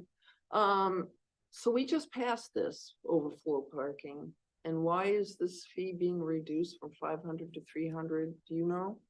I think it was a typo. Okay. Came through in first reading. All right, so, I was just It was curious. always intended to be 300. Okay, thank you. Any other discussion on this? Okay, I'm gonna call the vote. All in favor? Opposed? So that is unanimous. Thank you. Order number 23129, it's a public hearing and second reading on the new request for a cannabis establishment license from Nicholas Lavassier, DBA Pine Point Medical, located at 137 Pleasant Hill Road for a medical cannabis products manufacturing facility. Liam. It's the second part to the last license. So again, this is the same owner, separate DBA. This one is for medical cannabis products manufacturing, but again, same location, same address. Thank you. And public comment on this. Is there anyone that'd like to speak? Seeing none, I'm going to close public comment. Turn this over. Do we have a motion? So moved. Second? A motion and a second discussion? Seeing none, call the vote. All in favor? Opposed? Shows 7-0, unanimous. Thank you. Next item is 23130. Public hearing and action on a request for food handlers license, Hannah Group Franchising LLC, DBA My Sushi, located on 440 Payne Road. Casey Prentence, DBA 58 Culinary LLC, located at 15 Pleasant Hill Road. And an outstanding renewal from Maine Baking Company LLC, DBA Pizza by Fire, located at 51 Dynamic Drive number 4. Kristen? Thank you. So two of these are new businesses to Scarborough. So they have completed their application and are just going through the process for approval from council for the food handler's license. The third actually is a late application. Food handler renewals are due in June, on June 30th. This business just submitted their renewal after being contacted numerous times by the clerk's office. They just completed it. So after 30 days, it comes back to council for approval. Thank you. Any public comment on these items? Seeing none, I'll close public comment. Is there a motion? So moved. Second? A motion and a second. Any discussion? All in favor? Opposed? So this is unanimous. Thank you very much. We're into old business, order number 23109, second reading on the council order approving the third amendment to the Scarborough Downtown Omnibus Municipal Development and Tax Increment Financing District and Development Program. There's a lot of big words. This is, this was tabled from November 8th, I believe. Tom, are you introducing this one? Yeah, Thank you. please do. This matter really started with one of the obligations under the land purchase agreement. There was some subsequent discussion that perhaps while doing this, we might want to expand it further for our own purposes, and I think that's still a valid and worthy exercise. There's really no urgency, and if we are to expand beyond the additional crossroads land that was passed in first reading, it really amounts to a substantive change. It goes back to first reading. It's a long-winded way of saying, I suggest you defeat this matter this evening. The Finance Committee, I think, is their agenda is loading up, but they're willing to spend some time And I expect there'll be a recommendation coming back to you sometime, probably first quarter of next year, in this regard. Again, there's no time urgency. And I think the best thing to do is to clean the slate and come back in a different and arguably a better form. Thank you, Tom. We do have opportunity for public comment. Would anyone like to speak on this topic? Seeing none, I'm going to close public comment. Do we have a motion? So moved. Have a second? Second. I have a motion, and a second discussion? Yes, Councilor Anderson. So definitely agreeing to vote this down tonight, but definitely also just want to reiterate what Tom said, and we'll have the finance committee on December 14th, I think, next week, where we can talk about how we want to approach some of these many things that we talked about tonight and prioritize how we want to move forward. I think for me, it's very much what Councilor Hamel said earlier, where we really need to kind of, one, I think, revisit how we make financial decisions around TIF, CEAs, cost to serve, they all come together. I think working with the public on a model and approach that we all agree is valid and helps us make that part of the decision from a financial perspective, I think is super important. So that's something I hope as we kind of revisit the policy, look at adding an affordable housing policy, that we can hopefully kind of come together as a community with some really, really smart financial people out there as well, who have opinions and can help guide some of that decision making, so that we have a way to look at these financial decisions very objectively with hopefully some assumptions that we all agree around. So looking forward to kind of exploring that and tackling that. I do think there's still merit in pursuing a TIF boundary adjustment in the future. I agree that we don't need to rush it at this point, but you know, the TIF really does provide tax benefits to taxpayers. And so, but again, I think we need to kind of understand at what point, especially with certain projects, do we say, okay, we're good?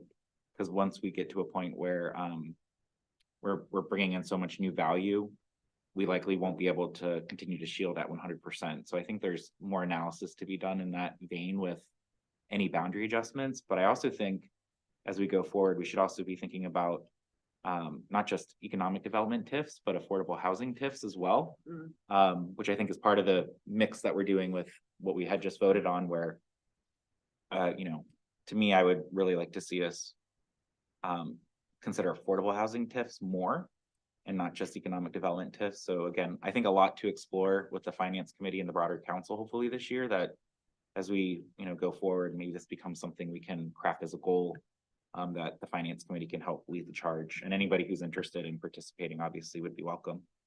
And it just, I think on behalf of most of us, we appreciate you willing to take this up on the finance committee level, help sort out some of these are complex issues. So having something probably a little bit more concrete, a bit vetted, and that applies better across, you know, the town as a general policy is going to be well warranted and needed. It's well worth the effort. So appreciate you saying yes to that. That said, any other councilor comments? No. So all in favor of this? Councilor Anderson, you are under no obligations to vote with the majority. Yeah. We'll try that one more time. All in favor? All opposed? I show it defeated unanimously. Order number 23110, second reading on the council order approving the First Amendment to the credit enhancement agreement between the town of Scarborough, Maine and Crossroad Holdings LLC. This one most directly is an outgrowth from the purchase agreement. It really serves no direct value or purpose for the town, and I do recommend you defeat this one as well. Thank you. We do have opportunity for public comment.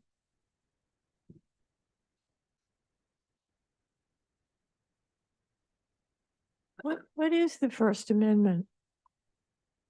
I don't know if you can respond to that.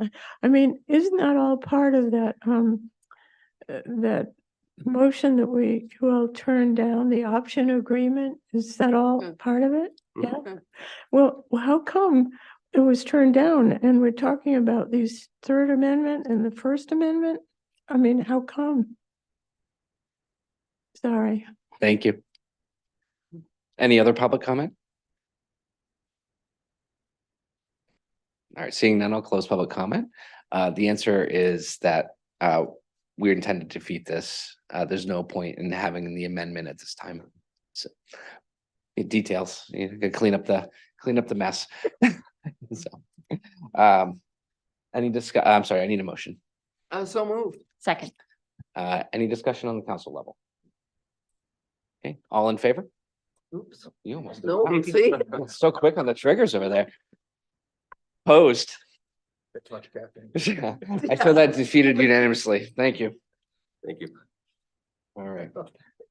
Next item tonight under new business is order number 23131. First reading a new request for a cannabis establishment license for Arthur Oliveira, DBA Rare LLC located at 10 Snow Canning Road for medical cannabis products manufacturing facility and schedule a public hearing for a second reading. Mr. Gallagher. So the application's been received. Again, I'll just flag a few points here. This is for a manufacturing license at 10 Snow Canning Road.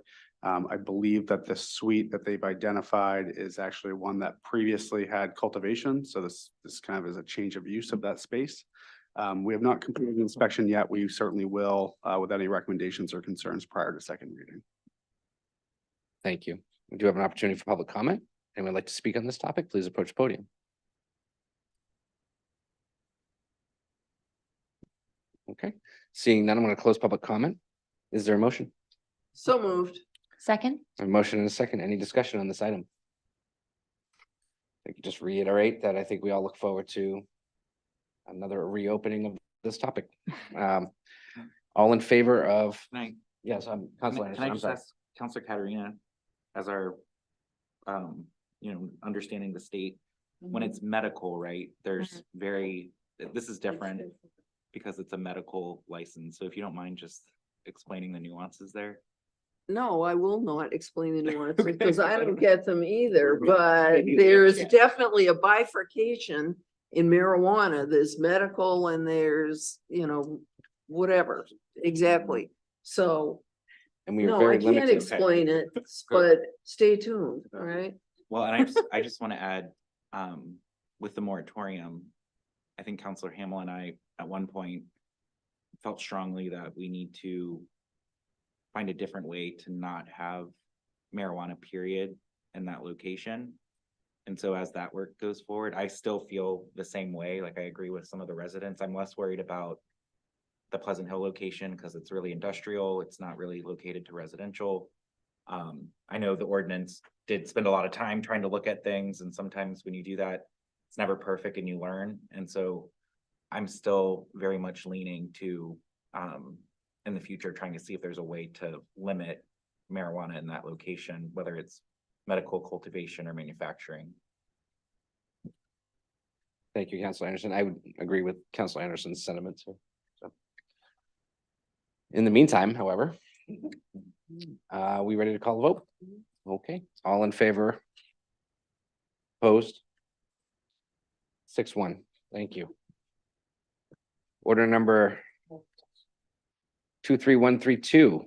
It is a first reading and schedule a second reading on the request to approve an expenditure in the amount not to exceed $210,000 from the Land Acquisition Reserve Fund for the purpose of purchasing property located at 50 Hanson Road, located more specifically identified by the Scarborough Tax Assessor's Map R001, Lot 007, as recommended by the Parks and Conservation Land Board, and authorize the town manager to execute any and all documents as are necessary to protect the town's interest. Welcome. Thank you. Kick it off. Suzanne Foley Ferguson, 331 Black Point Road. I am the chair of the Parks and Conservation Land Board. And I don't know, can you put up the map of this property in your packet or not through the, while I'm speaking? Okay. I wanted to say before I started talking about this property I was going to say exactly what Nina said, that the lights in this town are looking really, really nice. I mean, not just this town hall, but if you look around, it seems like everybody is like, we're in. So I was thinking the exact same thing that you were.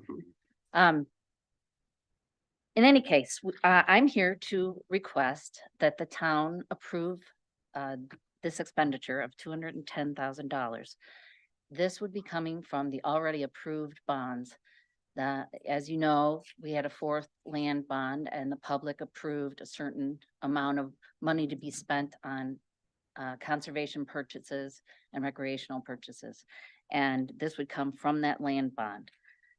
Silver Brook is what it would be called, and it would connect Broad Turn Road. You can see on that map, the yellow area right there, it's 18 acres, and it encompasses a real about 1,200 or 1,300 feet of the Silver Brook, and it's adjacent to HOA as well as the Broad Turn Farm. Total land acreage would be about 733 acres, which is really amazing. And as I wrote in my letter, I'm actually amazed that we are really putting together a property of this size, because for people who want to walk long distances, or for wildlife, because in order to protect big wildlife such as moose or some other species, you have to have large parcels of lands that are undeveloped. And so I'm really excited for that. I described in the letter, as you know, how much connectivity there is. There's another 80 acres, I think, over in Saco. I think it's real near the heath. And this property is very, very diverse also. It has fresh forest lands, forested wetlands, and so it's really diverse just in and of itself. It's also a road that many of us think of as rural, and it rated pretty typically high in our old rating system. So the total project cost is $273,346, and the request is 77% of the project. I did want to let you know, I in the letter, I told you that Cabela's awarded a $3,000 grant, but they also just received the Maine Outdoor Heritage Fund grant for $23,000. So it's going to be matched from the state of Maine. And that kind of leveraging, we don't see enough of it anymore. So that's kind of exciting. It tells you how good this property is. And also we just in light of my committee, of what, we looked at this property and it was really just a no-brainer. So it was very, very quick for one meeting, boom, don't even have to go walk it. So if you know the Broad Turn farm area. So if anybody has any questions, I don't think there's a land trust representative, but I might be able to answer them. Thank you very much. You're welcome. We do have opportunity for public comment on this item. Seeing none, I'll close public comment. Turn it over to the board. Do we have a motion? So moved. Second? A motion and a second discussion. Let's start with Councilor Katarina. Yeah, I fully support this. I think the more land we can conserve, obviously, and as part of the 30 by 30 initiative that we've approved, this will be a fabulous addition. So thank you. Thanks. Councilor Ham? Yeah, welcome back. Former Councilor Foley Ferguson and also Chair of board member of this group. Thanks for your good work and the good work of your board. And it's great that we're getting matching funds for this. So it's just, and I think you heard the good reasons for why this kind of ties in with other efforts of ours to try to preserve and protect Scarborough. I did have a question though, and maybe it's an easy answer, but can you explain the reason why the costs of $273,000, is higher than the assessed value and appraised value? I'm sure most folks know this, but for our identification, could you explain? Do you have a budget in there? You do have a budget in there, right? The purchase price is $220,000. The land trust is requesting $210,000. But some of these other fees, appraisal, environmental review, stewardship costs is long-term. Okay. And typically, it may be a few thousand a year and, they may carry it out in a project for 5 years or something. I'm not sure where that 27,000 comes from exactly, but in the past, they had not put those types of things. And, as we give these parcels to the land trust, we're releasing our responsibility basically as a town and also our costs. Great. And so they're really starting to feel the pressure of having to, there's certain laws, if you own land, you're supposed to be walking it and marking the boundaries every year. You're supposed to be checking the easements. You're supposed to be, there's certain costs that way. So a lot of that project cost, that $63,000 has to do with those kinds of things. And then just the legal fees.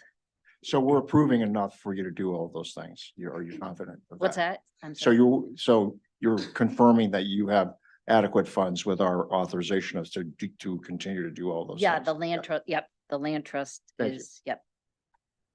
Counselor, I think perhaps to your particular question, there was relating to why is the assessed value different than the purchase price? I don't think that should be terribly surprising to any of us. The difference really is the assessing department uses land schedules that are kind of applied townwide, whereas this is a very specific market appraisal, far more exacting. And I think it's also indicative of the fact that we know we're in a reval situation, and I suspect you'll see the new value come much, much closer Great. to that. Thank you. Yeah, the cost of property has skyrocketed. Any other? Yes, Councilor Anderson. Yeah, sorry, Sue, if you talked about this, but that part of the land that is the HOA open space, this might be more question for Tom.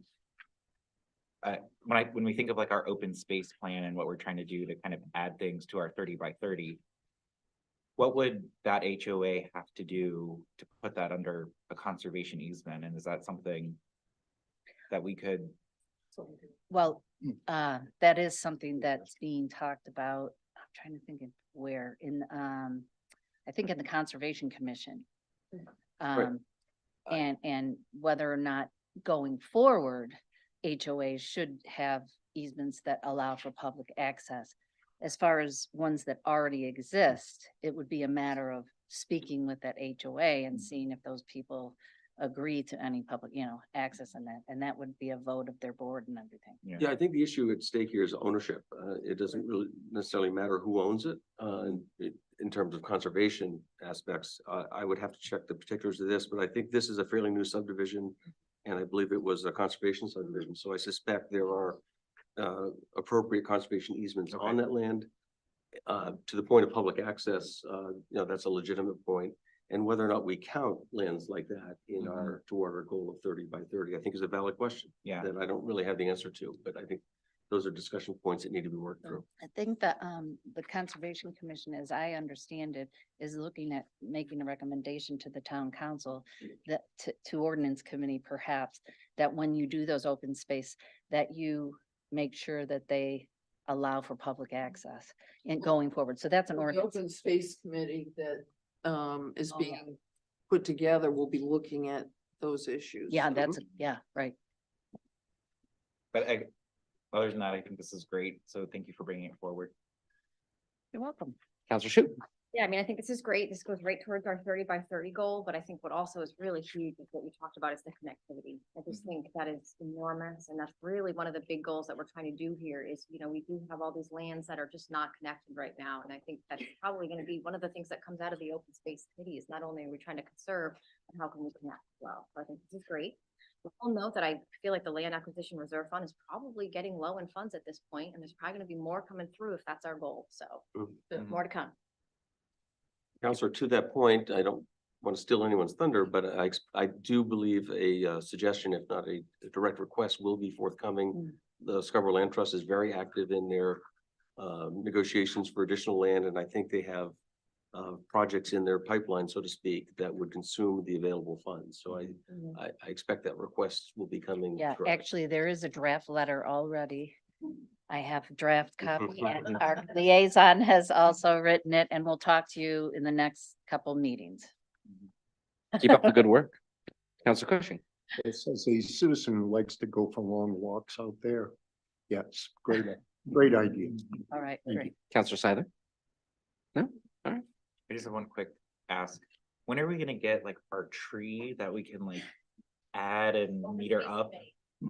So they're gonna do that? Okay, 'cause I wanna see something like on the wall. Oh, kind of like a thermometer. you Yeah, Fill in, but thermometer. we can make it a tree. Yeah, but it has to be a tree and then we, Right. yeah, No, yeah. we have tasked our creative staff to come up with that. So Okay. that's on the work list. You'll see it. Well, I will call a vote. All in favor? All opposed? So there's unanimous. Congratulations. Thank you very much for your work. Our next item tonight is order number 23-11133. Act on the request from the tax collector for a waiver of foreclosure on the following properties: 332 Garnet Drive, map T002, lot 332, and 30 Matthews Way, map T003, lot 030, and authorize the town manager to sign the necessary documentation. Yeah, these properties are both fairly old mobile homes, I believe, not even manufactured. And what we found historically, and this is not a fairly common occurrence, these actually, if we were to allow it to go to automatic foreclosure, would potentially be a liability to us, that they're essentially worthless. And frankly, we would probably have to pay to dispose of them. So this is an action, and the council's the only one that is able to waive the foreclosure process that we highly recommend. This is really would be a liability as opposed to us receiving an asset at this point. And just a further aside, my recollection historically, we used to have 8 to 10 to 12. And I think the big difference is there was a project up off County Road. The name escapes me now. Crystal Springs. Crystal Springs has been converted to more of a new manufactured housing development. And many of the older mobile homes that were often the subject of these foreclosure waivers have since been removed from the property. So I think this is a sign of the times, and hopefully going forward, we'll see these far and few between. Thank you. We do have opportunity for public comment on this topic. Seeing none, I'm going to close public comment, turn it over to the council. Is there a motion? So moved. Second? A motion and a second discussion? Seeing none, all in favor? Opposed? Sure, that is unanimous. Thank you. We're on to order number 23-134. Act on the request pursuant to Title 23 MRSA subsection 3025 and the requirements of the section 4 of the Scarborough Street Acceptance Ordinance to approve and accept the public infrastructure as noted and recommended by the town engineer. Angela, welcome. Good evening, Angela Blanchett, the town engineer. Here tonight with a recommendation for street acceptance of 3 streets within the Downs development that have gone through our inspection. It starts with planning board approvals. We, during construction, my department as well as code officers are out there looking at a slew of items. We've worked through with the Downs development to get to a point where they are meeting all of our street standards. And we have documentation to back up their testing and deeds and all of that. I know it is a little confusing because the Downs development is a lot of moving pieces, a lot of little pieces. So I provided in the packet a figure showing exactly where we're talking about. And that being the Scarborough Downs Road, which would be the next segment, which is from Gristmill Lane to Hackamore. We've previously already accepted out to Route 1. That also includes Front Runner Way, which connects off Downs Road, loops around, and Hackamore, just the segment between those 2 streets. So it provides a loop for Public Works to efficiently plow through there. I know the timing is such, I think this is the first time I've been in front of the council this year. Typically, you'll see me probably more often with street acceptance, but around this time of year, everyone starts thinking about snow all of a sudden, even though I start talking about it in August, it's coming, it's coming, it's coming, and then it's frantic. Here we are in December. So this is the first that you'll see me probably in the next couple meetings with other development as they are realizing the snow is falling. Thank you very much. We do have opportunity for public comment. Ms. McKee. Hi, I'm so like recurring record here, but, so this, I'm a little concerned about this because I'm wondering, are we once again accommodating the Downs and legalizing a situation? We just went through the Sawyer situation during the Sawyer Road situation during the discussions on the school. And so what would the impact of this be on private landowners? Is this going to be the same thing of, the town coming in and wanting to help the Downs get their little roads, and then the poor people, and then there was a thing in it about says that, that the road, there's no obligation to maintain, repair, or do a landscaping in those two areas of Hackman Avenue and Front Runner Way. So I just hope that the private owners are going to be okay, and this isn't just sort of a land grab. Of course, I don't really like the Downs. Sorry. I could respond to that. Any other public comment this evening? Right, I'm going to turn this back over to the council. But before I do, I'll ask Tom to I'll start, respond. Angela Sure. can respond. Oh, This yeah. is a normal part of business, essentially, but for the streets that the town may have built itself way back in the day. Essentially, most infrastructure is built privately and dedicated to us. In the event of a subdivision or development, the developer will express their intentions to build roads to our standards, and our ordinances are very clear on what those standards are. And so long as they meet all those requirements, and Angela and her staff and consultants assure that the construction standards have been met, all the i's have been dotted and t's crossed. And in that case, we're essentially obligated to accept the streets. So for the purposes of the homeowners, folks that have bought lots and are living in those homes, they have bought that with the expectation that they are going to be living on a public street. And what I will say, and so there's nothing different about this. This happens to be the Downs as the developer. But as Angela's mentioned, she's working with any number of other developments all over town doing a similar process. They simply aren't haven't completed all the requirements yet. What I will just note with the Downs, what's a bit irregular in my experience is that many times the developer, for whatever reason, their lack of initiative or what have you, drags their feet, and the acceptance doesn't occur until long after the road's built. The Downs, I suppose to their credit, are really turning these around very quickly, almost at light speed. And what we've done to, when that happens, we do have some concern that the project is still very much under development and those roads will continue to take abuse. And so we, in this case with the Downs, we've actually negotiated and agreed on a number for a final course of pavement that will be secured in an escrow account, and that the public works director at his direction or her direction at the time, when it needs to be resurfaced, will have the funds to do that. So this is a bit novel in that we're accepting them because we have to, but we're also providing for the future need for at least the first time it has to be paved. So again, no special approach or treatment here. This is just normal part of our business. Yeah, I guess I would just add, backing up, when the developer first comes in, the process starts with the planning board, which is a public process, and we go through the design.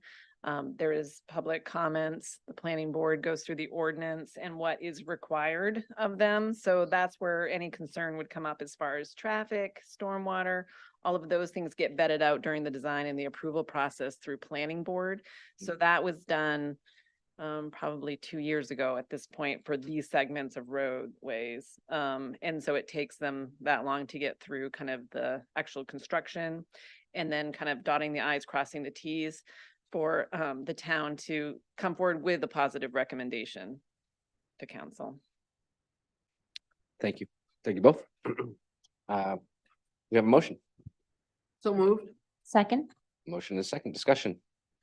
Two questions. Councilor Hamel. One, I've heard some complaints from people about signs that say no through traffic on Front Runner Way, as people have found a new way for a shortcut to Costco, I guess, off Route 1. But does this have any effect on the ability for the Downs to restrict traffic going through the Downs So there has been, through the development of what is now Town Center Residential Subdivision, that's the portion as you're coming off Route 1, where you'll see the barricades.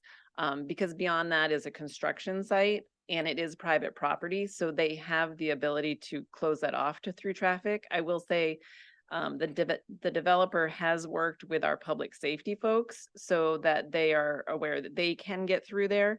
But the general public essentially is they try to close off because of the hazard of having the public go through an active construction site.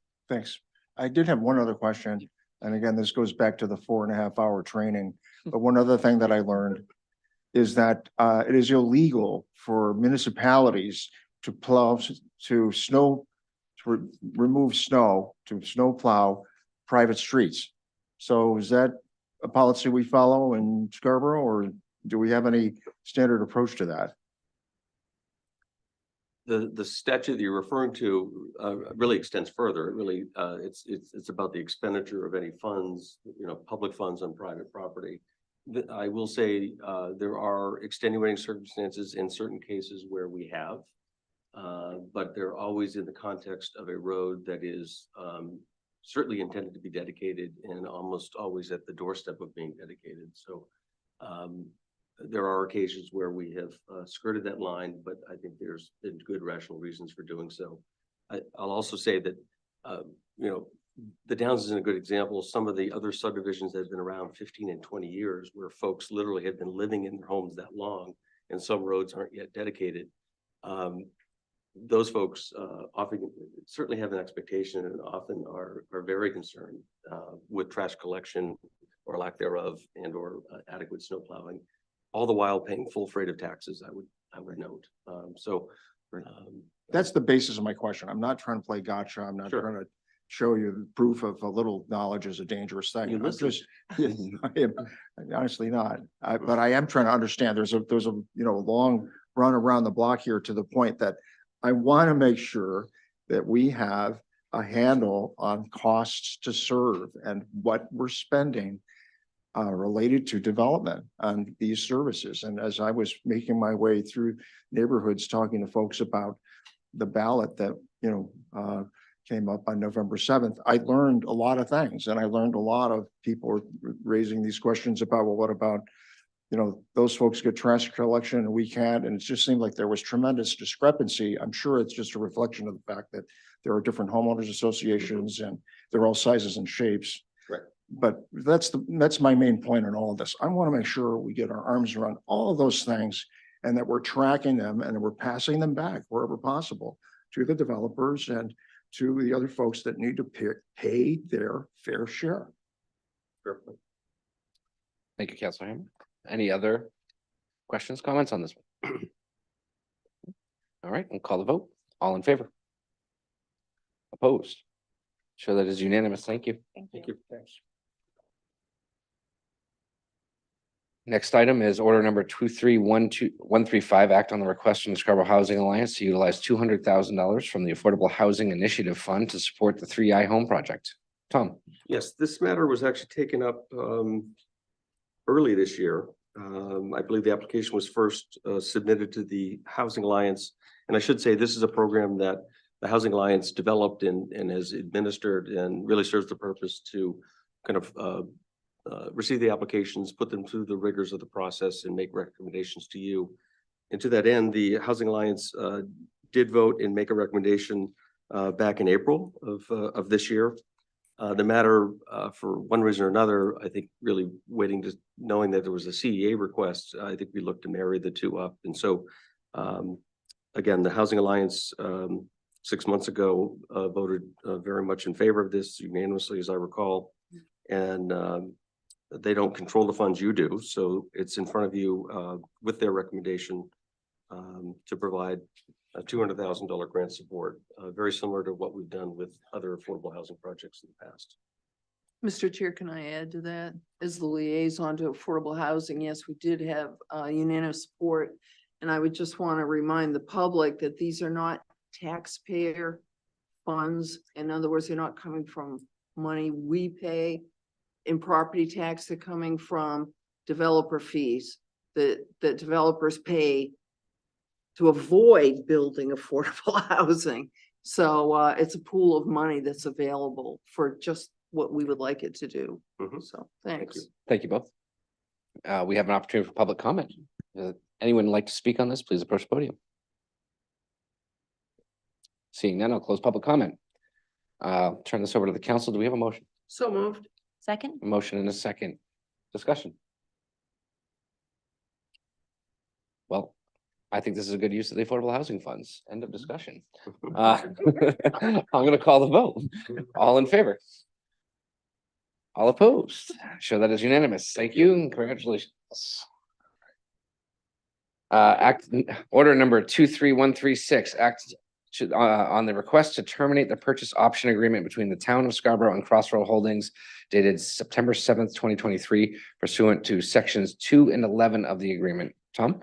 Yes, you could characterize this as a bit of belt and suspenders, but I think for clarity and transparency, and really to make sure the record is very clear, I consulted with the town attorney and he assisted and agreed that the option agreement has a cancellation provision, and this would direct me to exercise and communicate with Crossroads Holdings of our intent to cancel the contract. Again, there have been no less than 6 other related actions you've already taken that suggest that this is your feeling, but I think this just really puts a strong line underneath that point. As I alluded to in my comments earlier, I do just want to kind of remind and perhaps invite for conversation very consciously that option agreement contemplated a number of scenarios, and the scenario that we are now considering, or that's in front of you here, one of the effects of that is obviously to get out from underneath that. But it also does relieve the buyer, Crossroads Holdings, of any obligations that they may have existing right now under section 8.16 of the credit enhancement agreement. And essentially that is a duty to reserve land, kind of unspecified, but reserve land on a master plan for school purposes. So with that, that's the introduction. Thank you. We have public comment on this item. Anyone wishing to speak, please approach the podium. Or raise your hand online.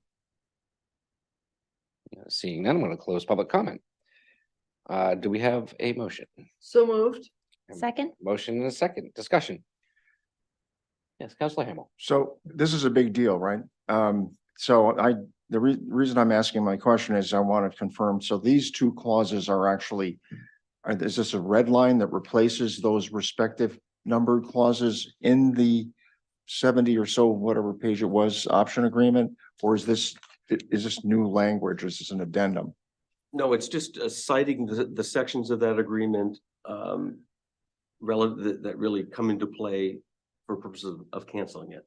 So it's confirming that we're enforcing those parts of the agreement. Correct. And that's directing me to affirmatively communicate with the seller that we no longer have interest in pursuing it. And we've been voting no so much this evening. This is something that if we don't, we want the thing to go away. Yes. We would vote in favor. We would like to authorize Tom to send this to. It's late and I don't want to get this one wrong. So this is one you should vote yes for. Okay, any other discussion? Yes, Councilor Anderson. So going into the option, I was fully aware that even if we weren't able to get any referendum to pass, that there was always risk that 8.16 would be met. I would say from my perspective, the amount of time, effort, energy, resources that the Downs put behind trying to shape the project, the option agreement, I feel like they did meet the intent of 8.16 by partnering with the town on trying to come to a solution. So as far as I'm concerned, I felt like going through the process, getting the option agreement in place was really a good faith effort on both parties to honor 8.16. And I feel like it's been honored. And I think what I've concluded from this process was perhaps a school at the Downs is not the best location for this community. And so I'm ready to either look for a new site if that's what's required because of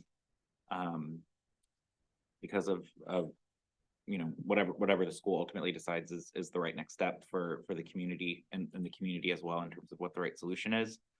And again, it doesn't mean we can't ever approach them an offer to, say we want to purchase the land from them. It doesn't preclude us from ever going back to them and reopening the door at a future date if that's what's ultimately decided.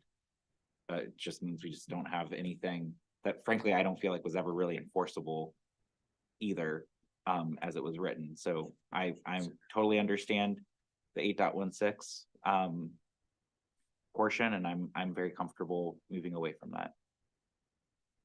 Thank you, Councilor Anderson. Any other comments? All right. Call the vote. All in favor? Opposed? Opposed? Show unanimous 7-0. Thank you. Certainly closing a chapter on a very long road.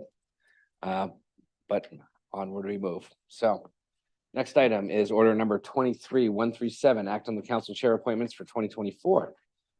I will introduce this one. So we, as is customary, is with a new council being seated, the chair works with his colleagues and comes up with a list of appropriate liaison positions and standing committees. So for the big ones, I'll just outline for the public at home. I'm recommending that Councilor Anderson become the finance chair, Councilor Katarina become the ordinance chair, Councilor Cushing become the fair hearing chair, Councilor Hamel becomes rules and policies chair, Councilor Shoup becomes appointments and negotiations chair, which is a continuation, of course, and Councilor Seiler continues on as communications chair.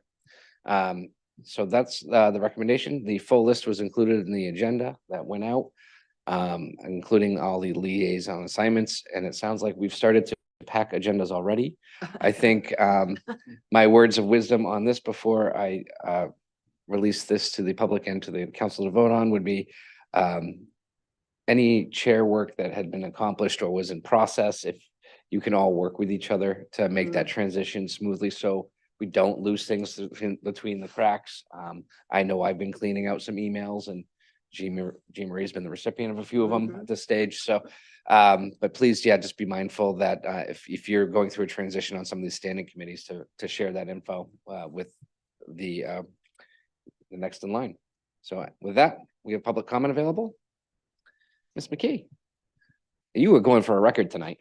And I love it. I love it. I really, but I just want to say, I looked at that list and I think each one of you are doing a Herculean job. I cannot believe all the liaison committees, all the things that you're doing. And I'm kind of wondering, maybe should the council be increased? Should there be a couple of more members? Because it seems to me that each one of you is doing one heck of a job. And I just want to thank you very, very, very much. Thank God I'm not a counselor. Thank you, Ms. McKee. Any other public comment on this? All right, I'll close public comment. Appreciate your support and gratitude. Is there a motion? So moved. Second. Motion and a second. Discussion. All in favor? So is that unanimous? Thank you very much. And good luck to all our chairs and liaisons as the work continues on. Non-action items, do we have any this evening? No. Excellent. Item 10, standing and special committee reports and liaison reports. Yes, Ms. Either. Let's go. So continuing on with communications, no transition there. So we had already established before the election some scheduling of Councilor Corner articles. Karen, I will remind you that you are slated for our December 15th article. It's not, you can check your texts. I promise I reminded you before now, and I knew as soon as it was coming out of my mouth that was going to sound like new information. If it's a problem, let me know, and I can happily tap somebody else. And then for our January 1st article, we had talked about former Chairman Anderson doing a recap on your experience over the past year and a little bit of reflection and potentially talking about some of our goals. And so those two are slated and set, and I appreciate you guys support, continued council support on making sure that we have those articles done.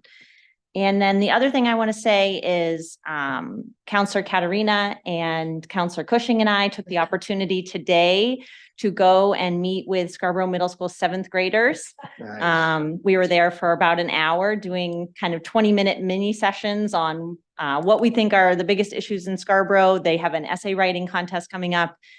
They had amazing questions and were just thoughtful and courteous and polite. And so a huge shout out to Scarborough Middle School seventh graders and their parents and their educators, because I was floored by their questions and their participation today. And it was a real joy to be there. So. Councilor Katarina. I'll just follow up on that. I'm a former middle school teacher, and of course that flipped them out when they found that out, because I think some of them thought they could fool around in class, but that wasn't happening. But no, I want to thank the middle school also from having us come and speak to them, and it was amazing to see young people like that being involved and having good questions and being concerned and, wondering how they can get involved. So I was thrilled to see that the school is going to be doing, at least with this particular wing or whatever they call them, these team or whatever they call them these days, is going to be taking part. Its main municipal essay contest for all seventh graders in the state of Maine. So I'll be interested in seeing, how that goes and how we can help them even with writing the essay. So thanks for letting us do that. Councilor Anderson. Yep, and I said this earlier, but just as another plug, next week on the 14th, that's 4 o'clock is our first finance committee where I'm sure we'll be discussing all the things we're going to be taking on next year that were brought up today. So looking forward to working with Don and Karen on that and tackling a bunch of things that, I'm excited to do. Karen. So the community center committee is doing an event tomorrow night at the Hub from 5 to 7, I believe, and they're calling it Community Center Charrette, and we're asking residents to stop by anytime in that time frame and give feedback on what they would like to see in a community center, just a fact finding, sort of gathering information. So encourage anyone, if they're around and they have a couple minutes, to stop by and give their feedback. What was the location of that again? It's at the Hub, so that's what, 419 Payne Road. Yes. Great, thank you. Mr. Hamel. Coastal Waters and Shellfish Committees will be meeting next Tuesday, starting at 5:30. I did want to respond to some of the public comment about the Coastal Waters and Harbor Committee is going to recommend paid parking everywhere in Pine Point. That's not really where they are right now as a committee. They're trying to take on the question of parking, and they're going to take a slow walk into that swamp. So, it's going to be a long process, and there is no preconceived notion of any kind. So just Tom's smiling because he sat in on those meetings there. And the Shellfish, they also have a packed agenda. This is the time of the year where they have to kind of report on all of the, all the testing they've done and all the surveys and all that stuff to get geared up for setting the number of licenses for the spring. So, it's kind of crunch time for them to get that sorted out in the next month or two. So we're looking forward to that. Okay. Nice work. We do have, next item is council member comments. Any general comments from anyone? No? I just want to say thank you. And this is, it's new, right? I'm kind of new to this, and you've all been great and accessible and willing to listen or hear me out or take the random text at a random time of day. And I appreciate all of it. I really look forward to working with this group as we go forward. So that's my comments for now. Just a couple heads up. I'm going to try to start incorporating some, not every time, but on occasion, some school board updates, which seems crazy, right? Why are we doing that? But it's part of the communication effort. Some people tune in here, not there. Some people tune in there, not here. I think the idea of trying to keep the public up to date and engaged on any big developments as we go, I think I'll just kind of during council comment period, trying to update people on that aspect of it. And then just so the general public knows, we'll begin goal setting process. Probably we're targeting mid-January, late January, somewhere. We're going to find a Saturday morning that works for everyone, but just put that on your radar right now. With that said, I will entertain a motion to adjourn. So moved. Second? Discussion? All in favor? Show that's unanimous. Thank you, everyone. Appreciate it. Have a good evening.